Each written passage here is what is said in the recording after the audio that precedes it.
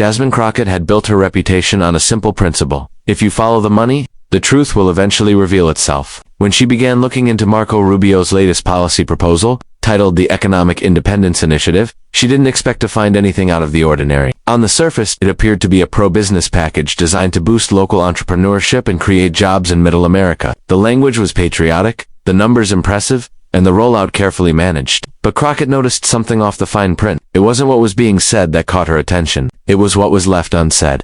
Late nights became routine as she sifted through filings, lobbying disclosures, and grant applications connected to Rubio's proposal. The senator had spoken passionately about helping small businesses and reducing foreign influence, yet ironically, the deeper Crockett looked, the more foreign fingerprints she found. Several of the organizations touted as independent American development groups were actually subsidiaries of holding companies registered in offshore tax havens. At first glance, they seemed unconnected, but Crockett began mapping out the ownership layers. To her surprise, many led back to a single nexus, a consulting firm with a long record of lobbying for energy and infrastructure. Conglomerates.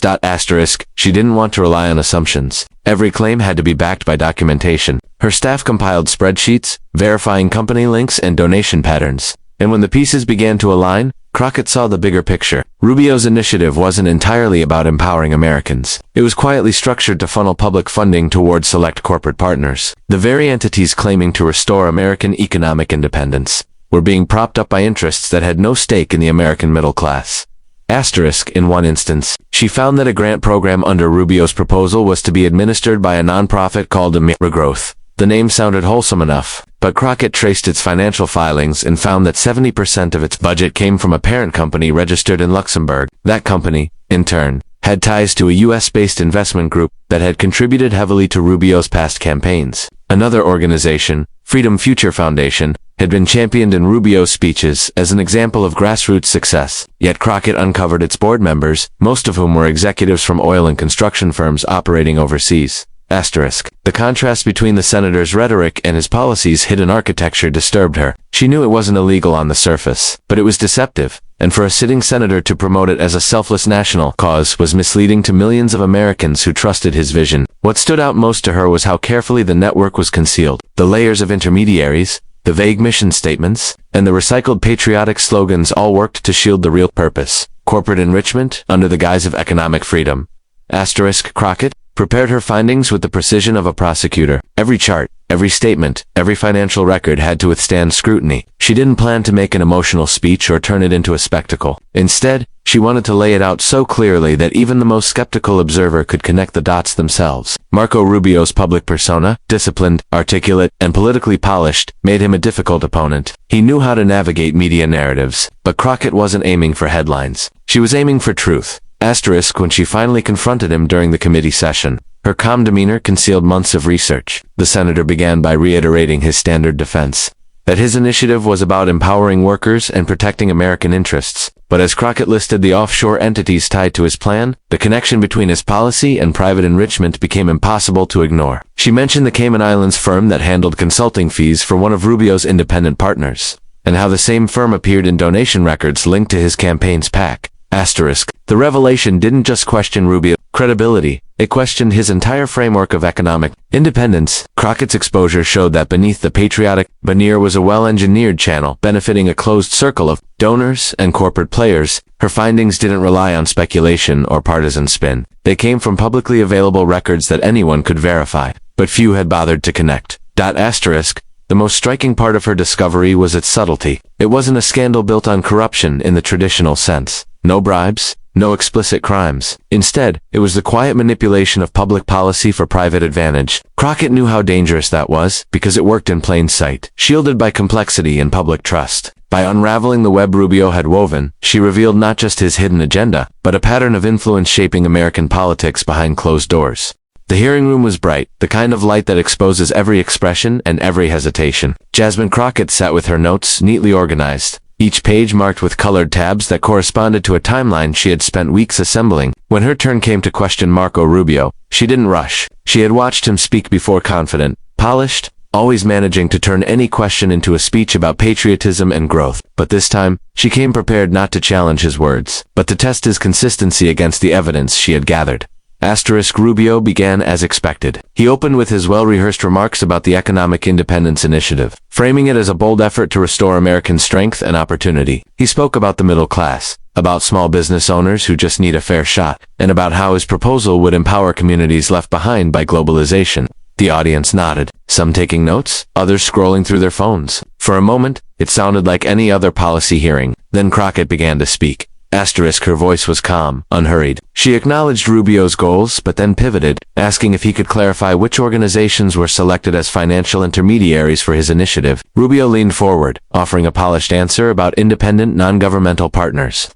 That was her cue. Without changing tone, Crockett began reading from the documents in front of her. The first was a grant distribution chart showing that a large portion of funds from Rubio's proposed plan would be directed to an entity registered in Delaware, a Mary Growth Group, which, she noted, received foreign-backed investments through a Cayman Islands affiliate.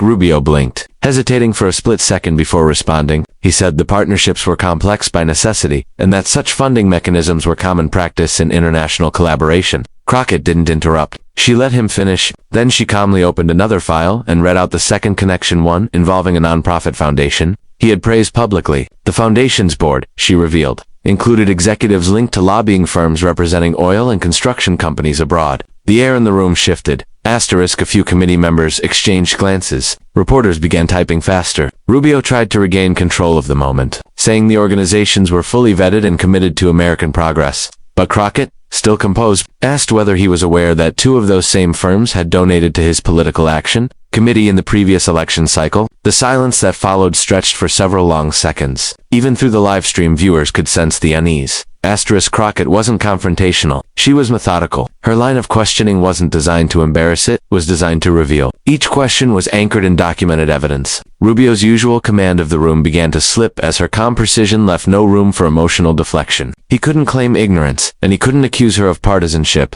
The facts were too clean, too well presented. She wasn't speculating. She was reading from his own records. At one point, Crockett displayed a document showing a direct transaction between a Rubio-endorsed nonprofit and a private investment trust that had previously faced scrutiny for lobbying on energy deregulation. She didn't raise her voice, but her words carried weight. "Senator," she asked, "how do we reconcile your message about protecting American jobs with the fact that the organizations implementing your plan are funded by foreign energy interests?" Rubio shifted in his chair, his response a string of vague phrases about global collaboration and strategic partnerships failed to convince anyone listening. The clip of that exchange became the defining moment of the hearing. It wasn't because of any explosive confrontation, but because Crockett's delivery made it undeniable. She was careful not to accuse. She simply presented facts so clearly that denial looked like avoidance. By the end of her questioning, Rubio had said a lot, but clarified nothing. Her quiet persistence contrasted sharply with his evasive rhetoric, and that contrast was what captivated viewers across the country. As the hearing continued, Crockett's name trended online. Commentators described her approach as clinical accountability. She didn't grandstand. She didn't seek applause. She sought answers. And in doing so, she revealed more about Rubio's agenda than hours of debate ever could. For Rubio, the exchange was damaging not because she shouted him down, but because she stripped away the protective layers of political language he relied on. When she finished, Crockett closed her file and leaned back, her expression steady. Rubio thanked her for the spirited exchange, attempting to regain composure, but the tone in the room had changed. The rest of the session felt subdued, as though everyone knew something irreversible had just happened. What had begun as a standard policy discussion had transformed, in real time, into a national reckoning with transparency. Outside the hearing, reporters rushed to verify the documents Crockett had cited. Within hours, news outlets confirmed her findings. Her sources were legitimate, her facts accurate. What viewers had witnessed was not a political ambush, but an exposure, one rooted in meticulous preparation and a quiet insistence on truth. Rubio, for all his political experience, had been caught off guard not by hostility, but by honesty presented with precision. And that, more than any heated confrontation, left a lasting mark on the public conscience. The aftermath of the hearing spread faster than anyone expected. Within hours of Jasmine Crockett's exchange with Marco Rubio, the video had flooded social media platforms. It wasn't sensationalized with dramatic edits or exaggerated captions. It was the raw footage that captured attention. Viewers saw calm, composed Crockett walking Rubio through a trail of facts, each question landing with quiet precision. The stillness of the moment made it powerful. Rubio, known for his composure and eloquence, appeared visibly uncomfortable for the first time in a long while. His usual confidence faltered under the weight of evidence that refused to bend to rhetoric. At first, Rubio's team tried to manage the narrative. His press office released a statement calling Crockett's presentation a deliberate misinterpretation of complex financial relationships. They insisted that every organization mentioned in her questioning operated within legal and ethical boundaries. The language of the statement was defensive but vague. It avoided addressing the specific documents Crockett had cited and instead leaned heavily on political framing that this was just another partisan attempt to undermine reform. Yet the public wasn't satisfied with explanations that danced around the details. Commentators began dissecting the video line by line. On major news outlets, analysts replayed the clip of Crockett asking Rubio about the Cayman Islands affiliate, pausing to highlight his hesitation before answering. Political podcasts picked up on the subtle power dynamics, how her calm tone contrasted with his shifting responses. It was the kind of exposure that didn't rely on outrage. It relied on clarity. People could see the truth unfolding without needing to be told what to think. Rubio's attempt to control the story only made it spread further. Over the next few days, independent journalists began digging into the financial connections Crockett had exposed. Her claims held up under scrutiny. The entities she named, the non-profits, the intermediary organizations, the consulting firms, were real, and the paper trails matched her descriptions. Even outlets that typically leaned toward Rubio's side had to acknowledge that the evidence was substantial. Some tried to soften the blow by describing the issue as a miscommunication, but others framed it as something more serious. A breach of public trust disguised as economic policy. Inside Washington, the atmosphere around Rubio shifted. Colleagues who had once echoed his talking points grew quieter. Donors began asking questions behind closed doors. Lobbyists who had supported his initiative worried that the exposure might draw unwanted regulatory attention. Rubio, a seasoned political figure, knew how perception could quickly become reality. He appeared on a morning news show to defend himself, speaking confidently about his intentions and calling Crockett's questioning political theater. But the irony was that her restraint had made her performance anything but theatrical. Her straightforward delivery had turned her into a symbol of competence and integrity, in contrast to his evasiveness. The viral nature of the exchange created a ripple effect. Young voters began sharing clips of Crockett as examples of what they wanted to see in politics. Representatives who asked hard questions without resorting to anger. Editorials described her as the embodiment of accountability. For Rubio, however, it was a slow unraveling. The more he explained, the more people revisited the footage, and the clearer it became that his answers never matched the evidence she presented. His image as a careful, disciplined policymaker began to crack, replaced by doubts about who really benefited from his legislative efforts. Behind the scenes, Crockett continued to receive calls from journalists, ethics committees, and watchdog organizations asking for her documentation. She didn't gloat or give inflammatory interviews. She simply directed them to public records. That steady consistency enhanced her credibility, while Rubio's defensiveness undermined his. The moment that began as a simple hearing had evolved into a test of transparency, and Rubio, under scrutiny, was failing it. As the story grew, major publications began publishing investigative pieces confirming the interconnected web Crockett had described. They revealed how the organizations backing Rubio's economic independence initiative were part of a coordinated funding structure that blurred the lines between nonprofit advocacy and corporate profit. His campaign team worked overtime to frame it as an overreach by the media, but the facts were undeniable. The senator's polished image, once his greatest asset, now looked like a shield hiding political vulnerability. Public perception had shifted. Polls reflected a decline in Rubio's approval ratings, especially among independent voters who valued financial transparency. Meanwhile, Crockett's reputation soared. Her steady composure during the hearing was replayed countless times, each viewing reinforcing the image of a lawmaker who prioritized truth over theatrics. Political analysts began referring to the exchange as a turning point moment, a rare instance when a calm confrontation reshaped a national narrative. Rubio's office stopped responding directly to questions about the offshore affiliations, choosing instead to pivot toward other topics. But the clip continued to circulate. It became the reference point in every future discussion of his credibility. What made it all the more impactful was how naturally it had unfolded. A moment of quiet exposure that no amount of media strategy could undo. Crockett hadn't accused him of corruption. She had simply shown the facts. In the weeks following the committee hearing, a subtle shift began to take place in Washington. It wasn't loud or immediate, but it was undeniable. Jasmine Crockett's handling of Marco Rubio's exposure had changed the tone of how accountability was being discussed in political spaces. She hadn't delivered fiery speeches or dramatic accusations. Instead, she had used precision, documentation, and calm persistence to pull the curtain back on how influence truly operated in the corridors of power. It was this very approach, grounded in method rather than emotion, that began to redefine the standard for congressional oversight. Rubio, for years, had mastered the art of political presentation. He could turn complex policies into sound bites that resonated with voters. His economic independence initiative had been crafted with the same skill, filled with patriotic slogans and promises of empowerment. But after Crockett's exposure, even his allies found themselves questioning whether eloquence had replaced honesty. Her cross-examination had done what investigative journalists, watchdogs, and political rivals had failed to achieve. It showed, in clear daylight, how easily influence could be repackaged as reform. What made the moment historic wasn't just that she confronted a senior senator, it was how she did it. Crockett treated the hearing like a fact-finding mission, not a battlefield. She didn't interrupt, didn't grandstand, and didn't raise her voice. Every question was grounded in evidence. Every response Rubio gave was measured against documents she already had in front of her. That methodical calm was disarming. In a political culture addicted to outrage, Crockett demonstrated that truth could cut deeper when delivered without theatrics. It was a quiet kind of power, one rooted in discipline, in preparation rather than spectacle. As the footage continued circulating, commentators began noting that Crockett had done more than expose Rubio's hidden agenda. She had exposed a flaw in how Washington operated. Politicians had become too comfortable hiding behind polished words and patriotic branding. Rubio's downfall became a symbol of that culture. His proposal, which had been marketed as a selfless attempt to uplift the American worker, now stood as a case study in how special interests could disguise themselves as public advocates.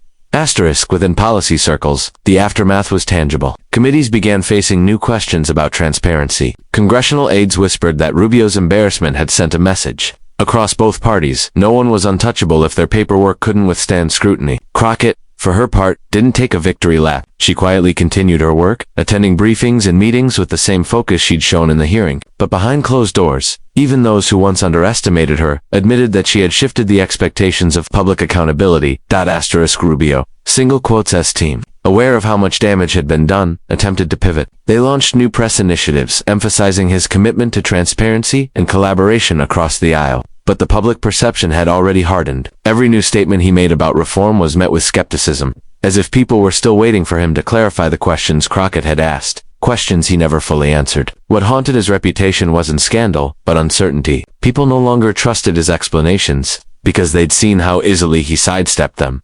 Crockett's exposure became a kind of blueprint for others. Her approach wasn't about attacking personalities, but dismantling facade. She had shown how a representative could use truth as both shield and weapon, not to destroy, but to reveal. In doing so, she had turned a hearing that could have faded into obscurity, into a national lesson about the quiet force of accountability. Rubio, despite his years in politics, had underestimated that kind of strength. He was used to opposition that shouted and postured, the kind he could out-talk or out. He wasn't prepared for a challenge that spoke softly, but carried undeniable proof.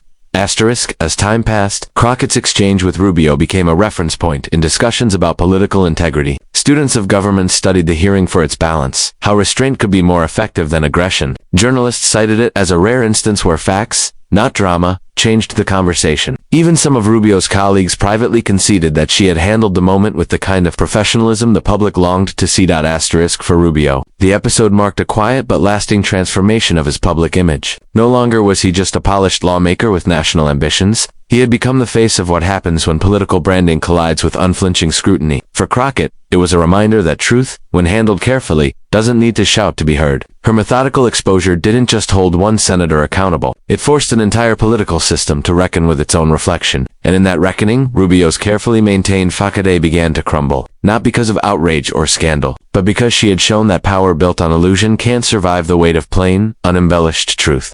As the dust settled from that unforgettable hearing, the political landscape had been quietly rearranged. What began as a single exchange between Jasmine Crockett and Marco Rubio evolved into something larger, a cultural moment that reminded Americans what accountability was supposed to look like. There were no fireworks, no shouting matches, no viral insults. Instead, the power came from calm precision from a representative who had done her homework and refused to let power hide behind performance. Crockett's exposure of Rubio's hidden agenda didn't just reveal one man's questionable network. It illuminated how easily influence and ambition could disguise themselves as patriotism. Across the country, voters watched the replay not just to see what happened, but to understand how it happened. They saw a lawmaker who didn't rely on theatrics to tell the truth. They saw a senator, long respected for his eloquence, unable to answer simple, factual questions about his own proposal. The shock wasn't in the confrontation. It was in the realization that such clarity was rare. For years, Americans had grown accustomed to noise, politicians debating with fury but revealing little.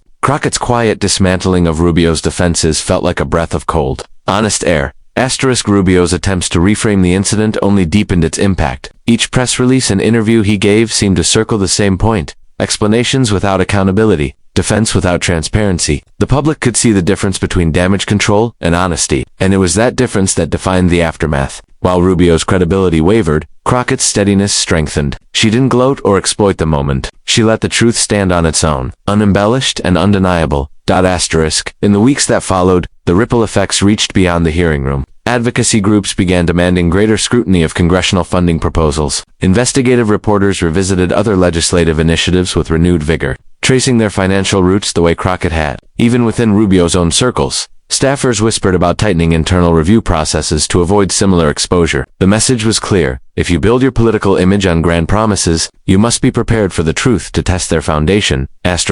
Crockett's handling of the moment redefined how political truth could be told. She proved that integrity doesn't always roar. Sometimes it speaks in measured tones, backed by facts that need no embellishment. Her approach exposed a weakness in the political system, not corruption alone, but the complacency that allows it to thrive under layers of rhetoric and patriotic branding. In doing so, she not only revealed Rubio's hidden agenda, but also challenged every lawmaker watching to remember why.